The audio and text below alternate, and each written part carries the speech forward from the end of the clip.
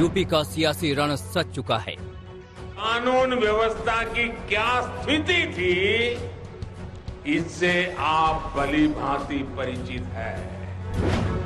Party रूपी सेनाएं तैयार हैं। सूरज डूबता था तो कट्टा लहराने वाले सड़कों पर आ थमकते। आरोपों प्रत्यारोपों के तीर चल रहे हैं। दंगा हो जाए, कहां आगजनी हो जाए, कोई नहीं कह सकता था। काम गिनाने से लेकर नए ऐलान के दांव चले जा रहे हैं। सरकार जब सही नियत के साथ काम करती है तो क्या परिणाम आते हैं, ये बीते 4-5 सालों में यूपी ने अनुभव किया है।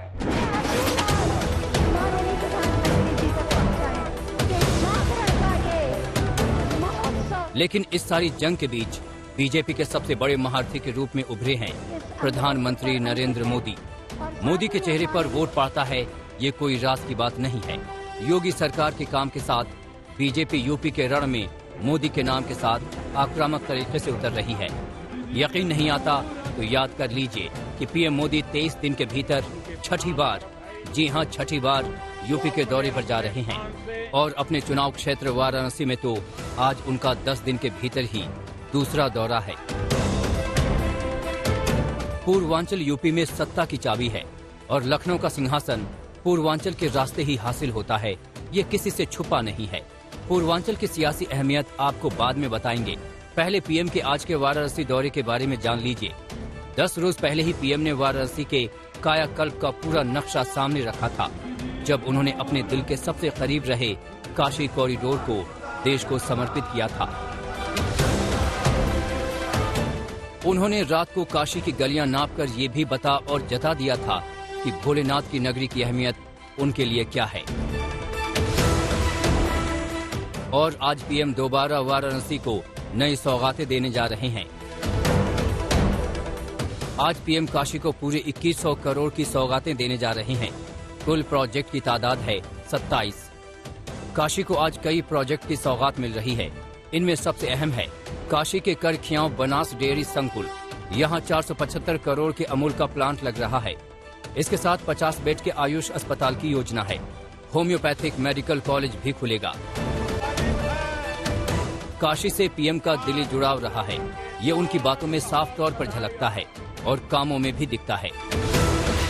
पूर्वांचल में कुल 167 सीटें हैं। इनमें 117 पर बीजेपी का कब्जा है, एसपी का 17, बीएसपी का 14, कांग्रेस का 2 सीटों पर कब्जा और 17 सीटों पर अन्य काबिज हैं। वोट शेयर के हिसाब से देखें तो बीजेपी को करीब 35% वोट मिले थे। इसके बाद बीएसपी को 23.40%, एसपी को 21.60% और कांग्रेस को 5.65% वोट मिले थे। जाहिर है एसपी और बीएसपी को सीटें भले ही कम मिली हों, लेकिन वोट फीसदी के हिसाब से वो बीजेपी से ज्यादा पीछे नहीं है। ऐसे में कुछ फीसदी वोटों का उलटफेर बड़ा बदलाव ला सकता है। जाहिर तौर पर इसीलिए पीएम मोदी की कोशिश है कि पूर्वांचल का बीजेपी का किला बरकरार रहे। पीएम मोदी केंद्र सरकार के काम और नए ऐलानों के साथ योगी सरकार के कामों की तारीफ करना नहीं भूल रहे और खास तौर पर राम मंदिर का जिक्र भी उनकी भाषणों में है। सबके बीच भगवान राम के जन्म स्थान पर एक भव्य राम मंदिर का मार्ग भी पूरी शांति और सहयोग से प्रशस्त हो चुका। पीएम मोदी की नजर हर विरोधी के हर सियासी दांव पर है। जैसे प्रियंका गांधी महिला वोट बैंक तैयार करने की कोशिश कर रही हैं, तो पीएम ने इस वोट बैंक को भी याद दिलाया कि योगी सरकार ने महिलाओं के लिए काफी कुछ किया है, खास तौर पर सुरक्षा दी है। उत्तर प्रदेश की महिलाओं ने, माता बहनों बेटियों ने ठान लिया है, अब वो पहले की सरकारों वाला दौर वापस नहीं आने देगी। डबल इंजन की सरकार ने यूपी की महिलाओं को जो सुरक्षा दी है, जो सम्मान दिया है, उनकी गरिमा बढ़ाई है, वो अभूतपूर्व है।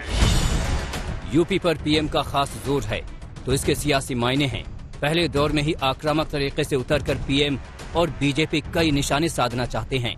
उनके जरिए बीजेपी प्रचार में बढ़त बनाना चाहती है, नए मुद्दे जनता के सामने रखना चाहती है, ताबड़तोड़ ऐलान के जरिए सियासी फायदा हासिल करना चाहती है, ग्राउंड पर ज्यादा दमदार मौजूदगी दिखाना चाहती है, कार्यकर्ताओं में जोश जगाना चाहती है और यूपी में जीत हासिल कर 24 के आम चुनाव के लिए माहौल बनाना चाहती है। अब दोबारा आते हैं यूपी में अगले साल हो रही सबसे बड़ी चुनावी परीक्षा में पीएम मोदी की अथक मेहनत पर। इसी महीने वो छठी बार यूपी आ रहे हैं।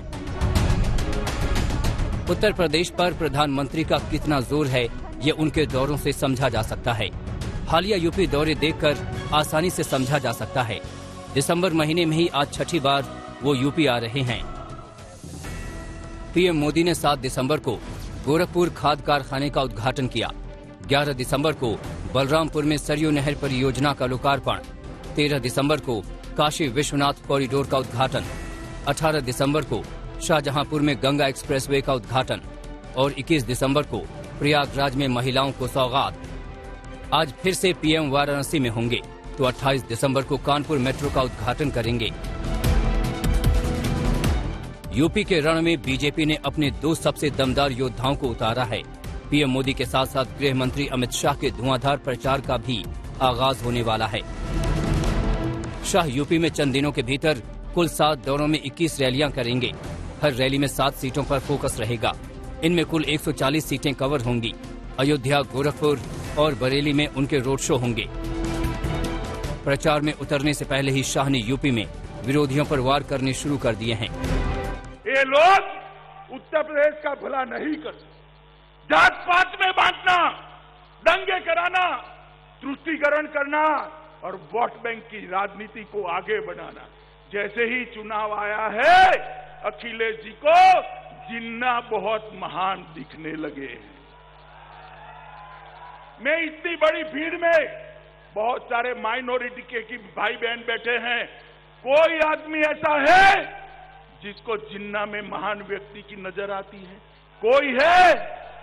अबे अखिलेश जी को लगता है भाई, क्योंकि चुनावी मौसम आया है। जाहिर तौर पर पीएम और शाह की जोड़ी यूपी पर नजर जमाए हुए है। 2024 का रण भी दूर नहीं है। यूपी उसका सेमीफाइनल हो सकता है और बीजेपी कोई चांस नहीं लेना चाहती। ब्यूरो रिपोर्ट, आज तक।